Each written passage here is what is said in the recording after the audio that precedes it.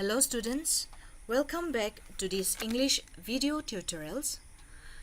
This video is a continuation of the lesson Self-Measure in the Making of Brilliant Leaders.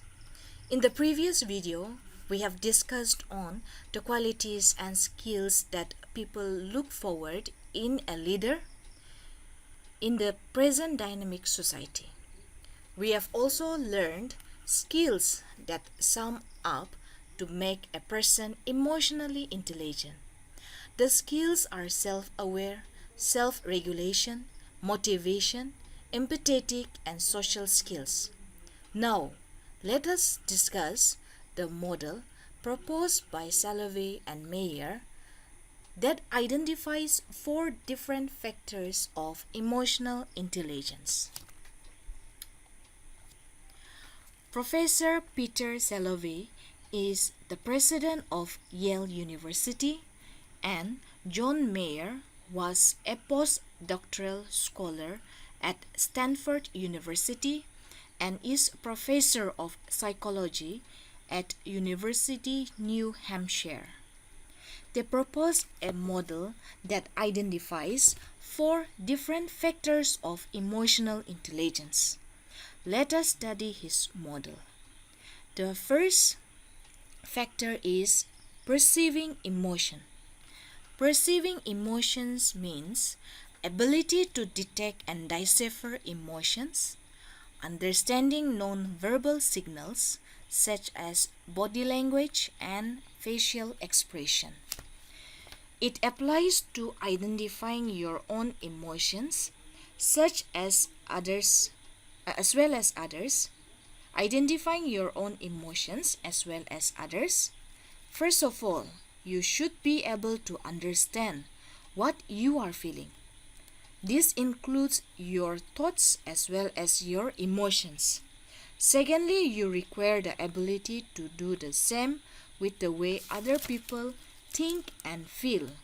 For example, you can understand other people's feeling or the feeling expressed by a piece of artwork. In the next stage of this factor, you require the ability to correctly express your emotions. Not only that, but you learn to communicate your needs, and in the final stage, you gain the ability to distinguish between correct and incorrect emotional expression. Next, reasoning with emotions. It is the ability to harness emotions, facilitate various cognitive activities, and capitalizing fully upon his or her changing mood in order to best fit the task. Let us discuss in detail. Next, we have this reasoning with emotion. In the first stage, emotions help you direct your thoughts to the most important information. In this stage, you aren't yet able to take your own emotions into account. During the second stage of this factor, your emotions start to intensify, so you can identify them. As a result, you can use them to help you make decisions. According to Salovey and Mayer, your emotions affect your mood in the next stage. Consequently, you are able to consider different points of view on a particular subject. Lastly, in the fourth stage, your emotions help you make good decisions and think more creatively. Next, understanding emotions. The third factor is understanding emotions. In this factor, first of all, you acquire the ability to distinguish between basic emotions and learn to use the right words to describe them. Then, this ability takes you a step further to be able to place the emotion, your emotional state. In the next stage, you are able to interpret complex emotion. Lastly, you acquire the ability to detect the transition between emotions. For example, the transition from anger to shame or surprise to joy. The ability to recognize and describe how emotions evolve over time. The last factor is managing emotions. That is, ability to manage emotions effectively. Effectively is a key part of emotional intelligence. Regulating emotions, responding appropriately, responding to the emotions of others are all important aspects of emotional management. Here, the last factor to begin with. This ability requires your willingness not to limit the important role that your emotions actually have. This is much easier to achieve with positive emotions than negative emotions. During this step, you will let yourself choose which emotions you want to identify with according to whether they are useful or not. In the previous step, you acquire the ability to study emotions. This would help according to how influential, reasonable, or clear the emotions are. Lastly, you will be able to regulate your emotions and other people's, moderating the negative ones and increasing the positive ones. Emotional intelligence is an important area of branch of study known as neuroleadership that focuses on leadership and leadership development. Daniel Goleman, a psychologist and one of the fathers of emotional intelligence concept, advocated that greater presence of emotional intelligence dictates and enables individual level of success. He stated the fact that emotional intelligence is responsible for up to 85% of an individual's personal and professional success. One can measure the degree to which the emotional intelligence of a leader affects the working by success of an organization, which is usually reflected in the response of his associates and followers to him. One of the most important things that a leader does is to pay a great attention to feedback. Feedback is one of the most essential tools leaders can use to improve. It enhances good leadership and faithful followership.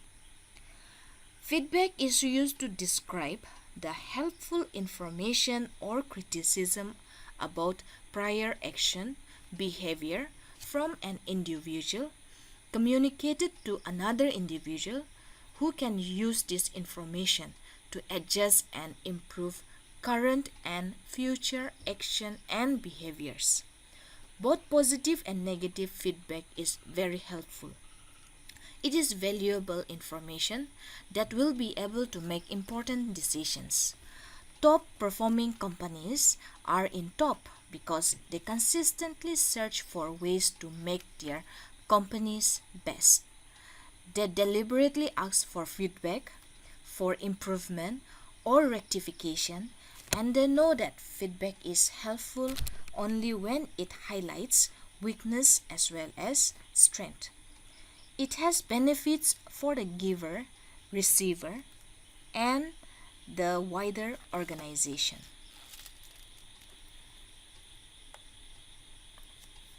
The promises of emotional intelligence development. The promises of emotional intelligence development are greater personal and organizational or social effectiveness, improved leadership, and overall better quality of life. Therefore, understanding the effects of emotion and how to regulate them is critical to a leader's success. A growing mountain of evidence shows that top performers having high level of emotional intelligence than both average and below average performers. Here is a research compiled in the article The Business Cases of Emotional Intelligence by Carrie Sherinas. In the study of 515 senior executives, those with high emotional intelligence were 3:1 and more likely to succeed than those with lower emotional intelligence.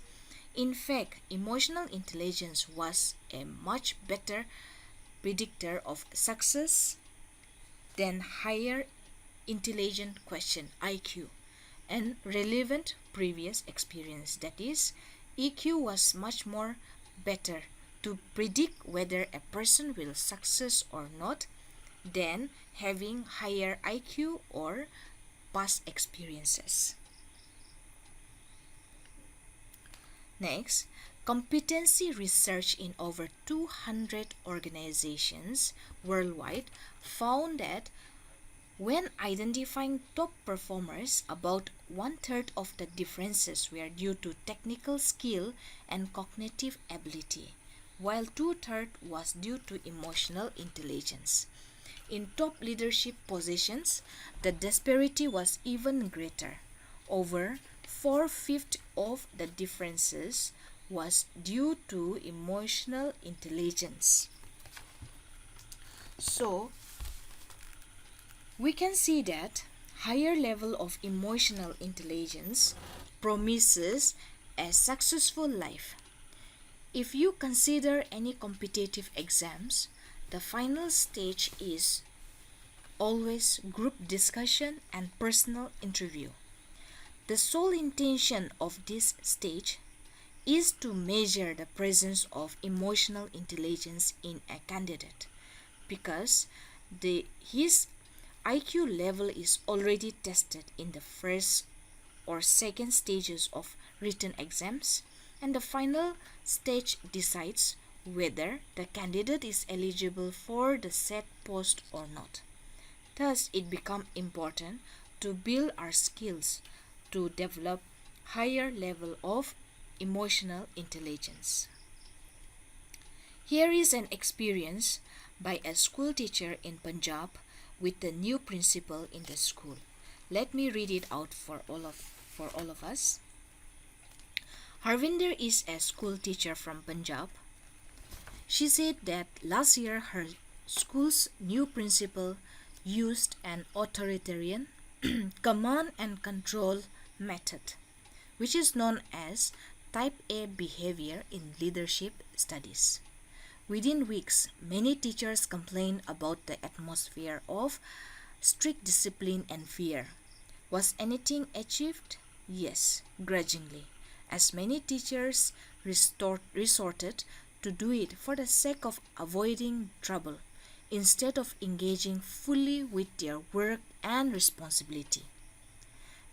The following year, she said, things have changed. Harvinder said, all the teachers were talking about how much better things are and how smoothly the year has rolled past. Why? Because several teachers talked with the principal the previous summer, emphasizing the need for a more personal approach, and he gave it a serious thought. That year, the principal expressed his desire to see the faculty work as a team, with his role being that of a coach. He shifted his behavior from command and control now to now supporting or offering support, guidance, and advice. The difference, according to Harvinder, was amazing. People were looking for ways to contribute instead of finding excuses to wriggle out of commitments.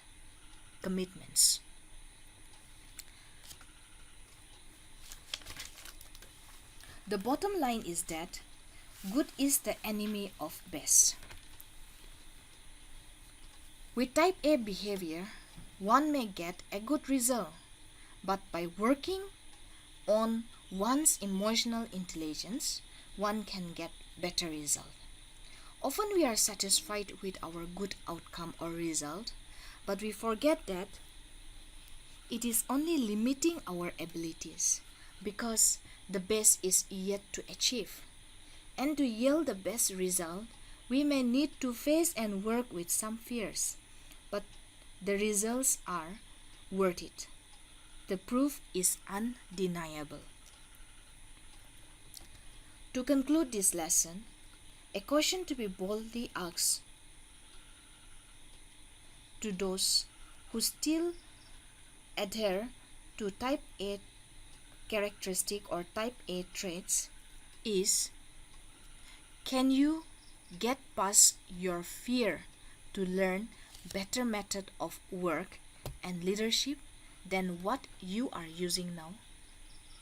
Usually the ones who uses control and command behavior has a fear that he or she might lose his or her grip from his followers or employee if he shows leniency towards them. So here is a question which I would like to read once more. The question is, can you get past your fears to learn better methods of work and leadership than what you are using now? With this, I conclude the lesson. Thank you.